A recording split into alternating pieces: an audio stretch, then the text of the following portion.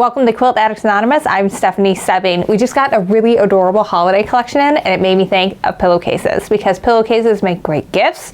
You can make them for the holidays so the kids can have something special on the pillows, but I made them for adults too. I made a Harley Davidson one for my brother-in-law when he got married over 10 years ago, and I was at their house recently and it was on the bed, so he still uses it and loves it many years later. They're super easy to make. We're going to do a French seam one here, so there's no raw edges, and so it's better than ones you'd buy in the store. And we're going to use this new collection that we got in. I'm going to take a little peek at it before we get started with the tutorial. Now, if you are watching this many years later, it probably means that this fabric is long gone, but it is super cute. It's a bunch of kitties and dogs, so our dog people are going to love it too. And the fabrics are really well coordinated with each other with the coloring. Look at the cute little doggies. And it's a bunch of different breeds of dogs, because I know like cat people will buy any cat fabric. Dog people want their breed, but it's different types of dogs, so you're going to be able to get something. This one's really cute. That would make a really fun flange or border in a pillowcase or border. Like cute little doggies, all different kinds. So a little Yorkie it looks like, or maybe a Westshire Terrier.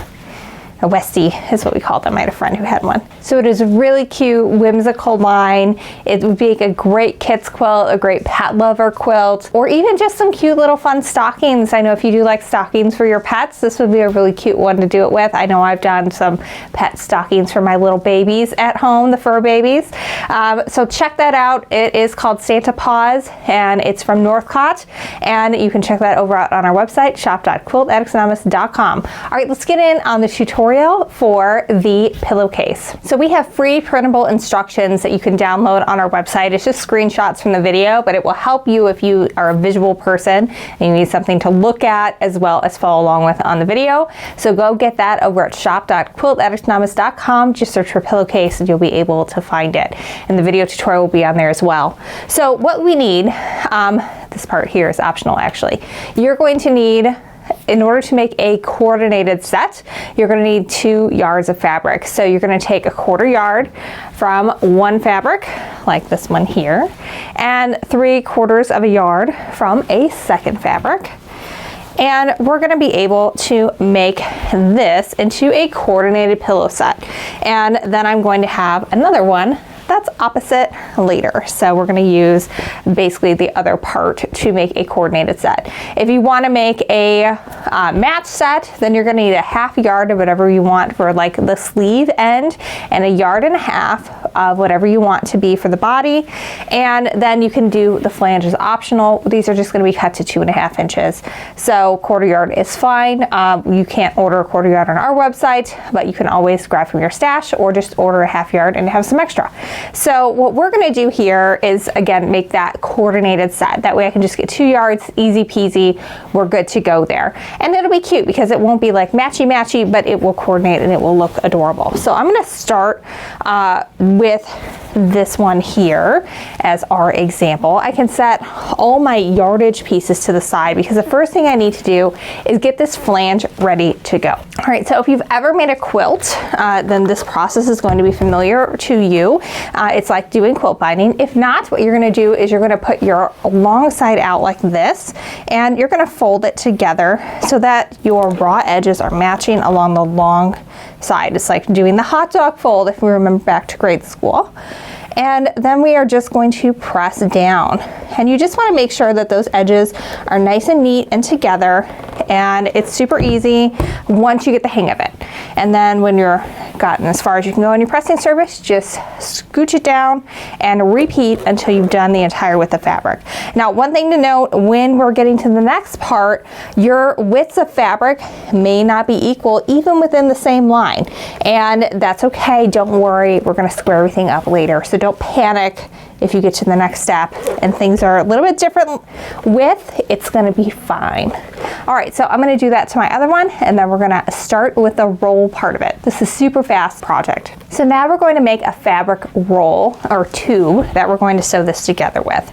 So what we're going to do is we're going to take our fabric that is our 1/4 yard cut that is going to be for our sleeve, and we're going to put it so, and this is great because it's directional so that it is going the right way. So when I look at this, everything is looking the correct way as you see here. We've got the hose and they're not upside down. So that's what we want. Then we're gonna take our next piece, and this is also directional fabric. We got a bunch of cat heads that are going up. So we want to make sure that everything is going in the proper direction here. And that is also looking good so far. Now the flange, which is optional, is what we're gonna put on here next.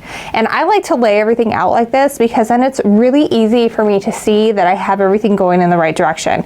My cats and my hose are all going the right way. This is really important because you do not want to have something going upside down. That would be no good. All right, so now what I'm going to do is I'm just going to lay out my flange. And remember, this piece is optional. You can totally skip it if you want, but I think it adds a nice little extra pop, and that's kind of fun. You can just show off a little bit more of the fabric collection if you really like it.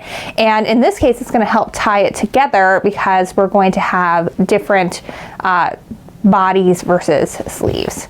All right, so now knowing that we have everything going the right way, our cats are going up, our hose are going up, I'm going to flip this right sides together so that this edge is even with this edge. So I want to make sure that when we sew it together, everything is still going to be going the right way. And I'm being really careful to line these up. We're not pinning yet. We will in just a minute. But what I want to do at this point is take as much care as I can so it'll be a little bit easier to get everything lined up a little bit later. I actually often will do this at my ironing board. So it provides a really nice surface to work with. And of course I just messed all that up. That's okay, we'll fix it. All right, now comes the part where we're going to make the fabric tube. I'm going to grab the edge and I'm going to fold it to just before where all these raw edges are.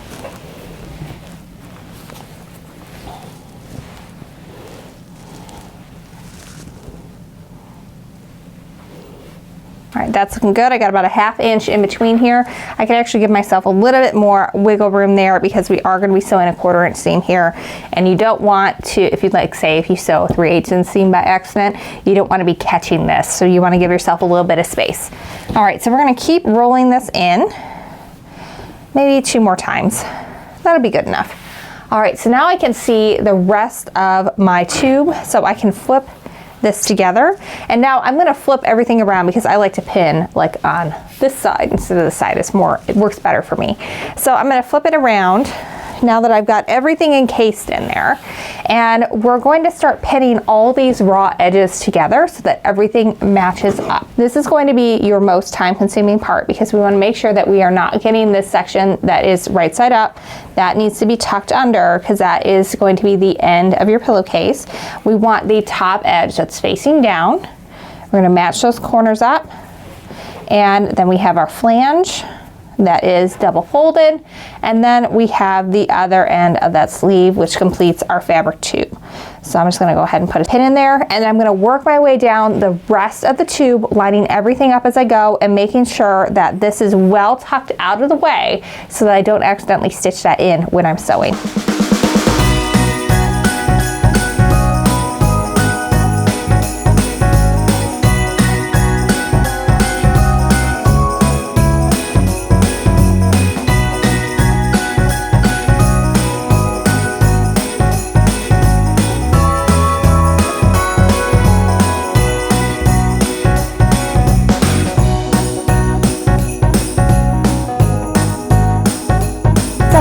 And pinned up both pillowcase tubes. This will save you a ton of time if you're able to sort of assembly line sew them, especially if you're doing a bunch for gifts. This is gonna help you out so much.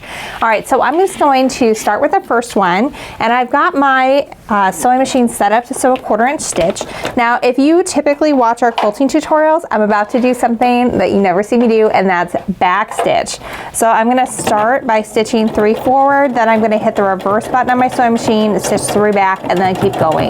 The reason why you want to do that is we're going to have to pull this fabric tube out, and we want to make sure that we don't rip those seams open, and that helps secure everything, keeps it from coming apart. Now if you're a garment sewer, you probably already do that to start with. All right, I'm just going to zip through the rest of this seam and then chain piece. If I can get my presser foot in the right spot, having some issues down there with that foot pedal.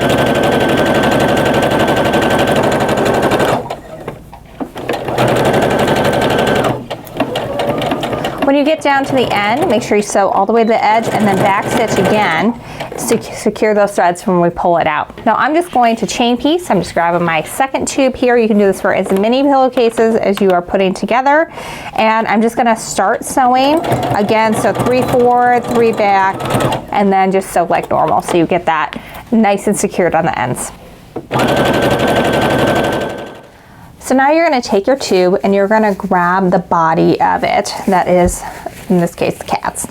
And holding on to the sleeve and pulling on the body, you're just going to pull that out. So that way the body of your pillowcase is going to be revealed. And all the seams that we just sewed are going to be concealed inside of the sleeve. So you don't have to worry about them ever unraveling on you.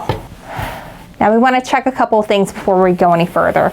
We want to make sure that all our seams were caught up in here. We don't have any raw edges poking out. If you do, you're going to have to start over. It's not fun. You might be able to turn it and just stitch a little bit deeper seam in some instances, but you're probably going to have to rip and start over. The other thing is to make sure that everything is still going the right direction. So we have our cats pointing up, they're going the right way, and our ho-ho-hos are not upside down. Now, if something is upside down, you have to decide, am I good with this? Can I live with it? Or either redo it. It's up to you. It would probably depend. If this were upside down, I probably would live with it. If the cats were upside down, I probably would redo it. All right, so I'm gonna go ahead and take the roll out of the other one, then we're gonna press. All right, so we're gonna lay everything out, and what we're gonna do is we're going to press so that this is nice and straight and nice and crisp fold on the end. And you can see on the back, there's no raw edges. It's really awesome technique to do that little tube. To help get that nice crisp edge, I like to mist this with my spray mister. There's just water in here, but it delivers a fine mist instead of droplets that a normal spray bottle will do. So what I do to get that started is I'm just gonna grasp this part here and just kind of pull it out as much as I can. And then I'm going to give it a press with the iron. And then I'm gonna keep working that all the way down, as I wanna make sure that I have a nice, basically there's no fabric caught up underneath here in any way. I don't want to have any weird pleats or anything. I want it to be nice and straight on both sides and not have any extra lumpy bumpy fabric somewhere. I'm just going to work my way down the entire pillowcase doing this.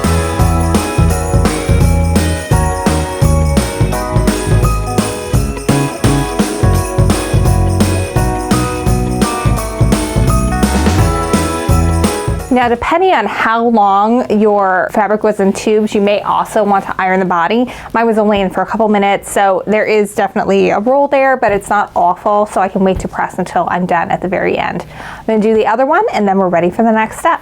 All right, now it's time to square these up so that we have a nice rectangular pillowcase when we are all done. I'm gonna start by putting my selvage edges on the side here because I wanna cut those off first. And what I'm trying to do, I'm not pinning yet because we have to cut and they'd be in the way, but I'm trying to line up as best I can so that my selvages are on top of each other and my tops are nice and even here.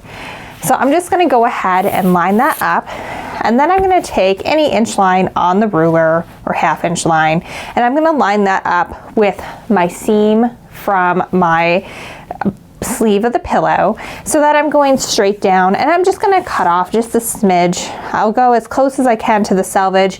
And now it doesn't matter if both of your pillows are the exact same width, chances are they won't be. What matters is that you're as close to the selvage as you can get, and then you really won't be able to tell when everything's right on. This is not a precision quilting project, which may be really good news to some of you, but it is a whole lot of fun. All right, so I'm gonna go ahead and give this a trim. So I've started trimming, I haven't gotten all the way down, but before I move anything, I want to put a few pins in here to keep everything in alignment. So at this point I am making sure that my edges are nice and lined up here because people are going to be able to tell if they're not. And I'm just going to put a pin in right next to where that is. And then I'm just going to throw maybe another pin in right here. You certainly can pin more if that makes you more comfortable, but that will keep this together while I pull this down so I can trim the rest. I'm just going ahead and letting the fold happen where it already was in that fold of the fabric. I didn't pre-wash or anything with this. That's up to you if you want to do it. I really don't pre-wash anything. But what I'm able to do now is line it up with the edge that I've already cut, and then I can just trim the rest of that selvage off. Go ahead and throw a couple more pins in there.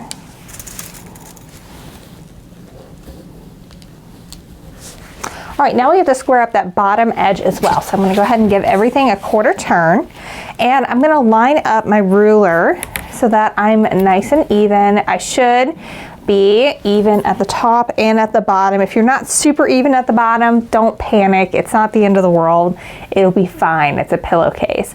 But I'm gonna scoot it over to as far down as I can go, and then I'm just gonna trim off that little bottom. And again, if your pillowcases aren't exactly the same length when they're done, no biggie. It's no problem at all. All right, I'm just gonna throw a couple pins in on this side as well to help keep everything together.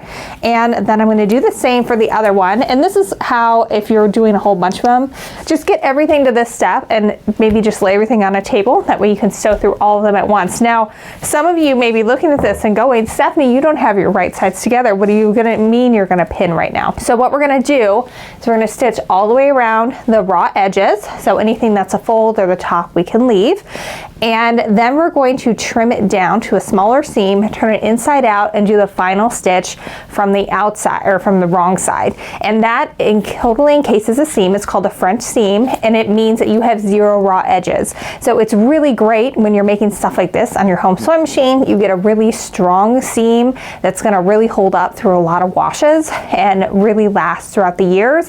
I use it whenever I'm doing garments as well on my home sewing machine because I don't have a serger. And so this will just make you have the effects, and it's a little bit higher end finish as well. So that's always a fun thing.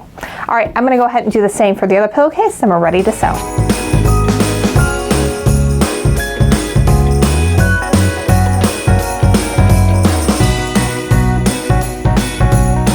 So I've got my sewing machine set up to sew just a regular 1/4 inch stitch here. I'm gonna go ahead and start sewing 3 forward, and then I'm gonna reverse those stitches to reinforce that seam, just like when we were sewing our tube. And then I'm just gonna stitch down. And make sure you pull out your pins as you come to them, and you're just gonna stitch around. I like to start at the sleeve and then work my way down to the bottom, because I feel like at the bottom is a little off or wonky. No one's really gonna notice that. When you get down to the corner like this, I just like to sew right off the edge. Then what I do is I'll lift my sewing machine needle up and I will turn it, and then I will start all the way from the edge and crisscross those seams.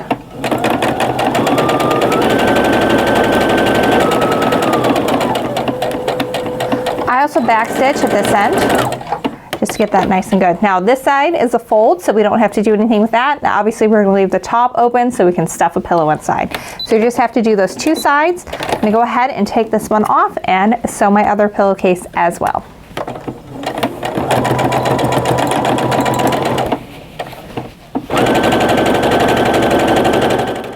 So now we've got to trim that seam down just a little bit, so that way we're able to encase it when we do the French seam and sew from the wrong side.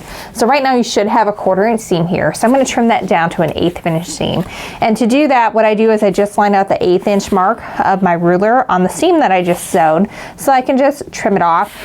If that is hard for you, you just kind of want to aim for the middle between where the seam is and where the edge is. And if you just kind of eyeball the middle of that and make sure you don't get too close to this line that you sewed so that we don't accidentally cut into it, you'll be fine. So I'm going to do that around the side and the bottom that we sewed. All right, so we're done with our mat and our rotary cutter at this point, and we just have to press and sew one more time. So we're getting there, we're almost there. So I'm gonna go ahead and turn this so that the wrong side is now facing out. And it's really important that you poke your corners out that you're gonna be sewing on, because we want to make sure that those are nice and flat. And then I kind of run my hand along that seam to go along there as well. Now I'm not going to press this entire thing.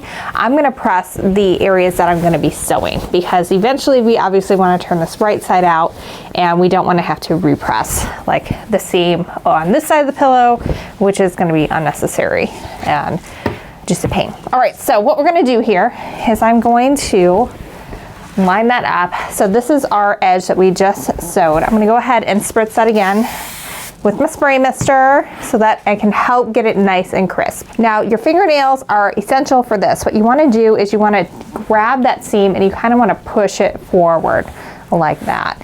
And then just hit it with the iron. You're just gonna work a little bit at a time as you work your way down, maybe like 4 inches or so at a time, so that way you can really press that out, because you do not want to have like pleats in there, and also if you don't get it all the way pressed out, you might have those raw edges poking out.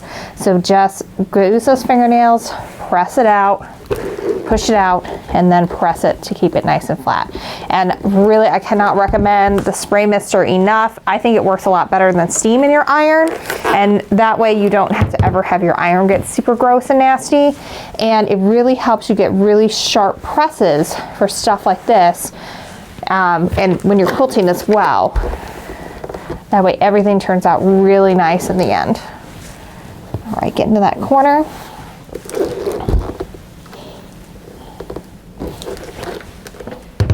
You can see the difference. This is just super flat, and this part's still really kind of floofy.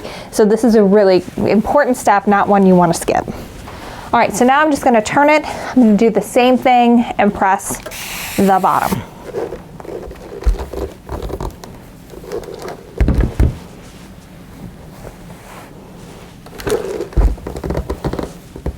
All right, I'm gonna do the same thing with our coordinating pillowcase, and then we're ready to do our final sew. All right, so for this one, I'm gonna change my 1/4 inch stitch back to just the regular center stitch. So I'm gonna sew a 3/8 inch stitch here. It gives me a little bit of extra wiggle room, just in case I didn't trim and press exactly perfect.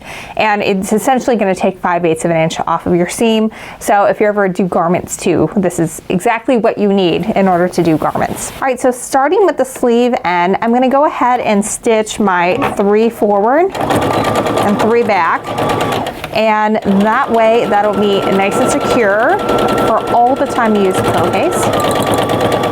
And I'm just going to keep stitching all the way down. It gets a little heavy at this point, so you might want to help the other side along.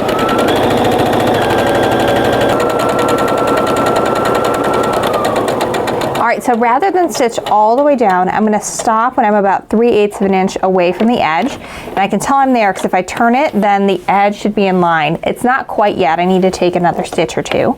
So we'll turn it back, see where we're at. That was perfect. All right, so now I'm gonna turn and I'm gonna stitch down to the folded edge of the pillow.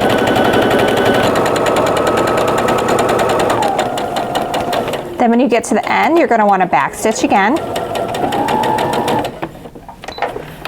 And then we just have to turn it right side out and give it one more press. I'm gonna go ahead and sew my other one before I do that.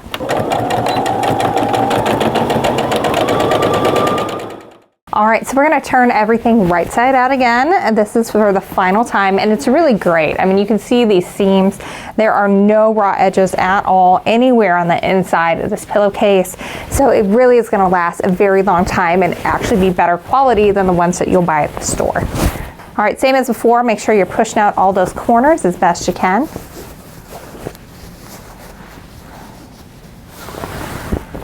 Check your seam to make sure you don't have any errant threads hanging out. Occasionally, like I've got one little one here. This type of thing we can just clip. It's not a big deal.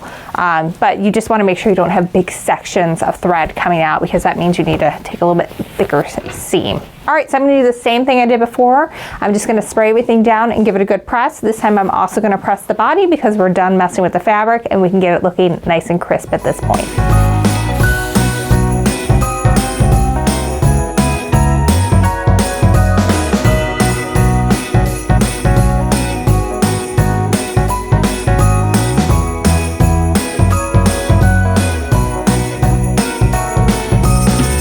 All right, so here we have it. We have 2 coordinated pillowcases that are freaking adorable, and they are so easy to do. I got both of them done in just under an hour and a half, and that's with filming this tutorial, so that always adds some time. So they're really cute, really quick projects to make great gifts. You can get a set of them together for about 25 bucks, which makes them really easy if you're doing a bunch of homemade gifts, and budget friendly as well.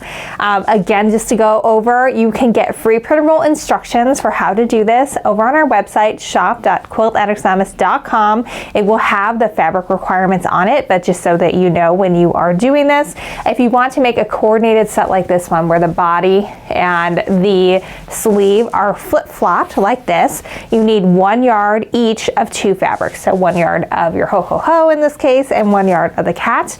And then this little flange bit, which is optional, it's just a 2.5 inch strip. So if you get a 1/4 yard, you're going to be good to go with that.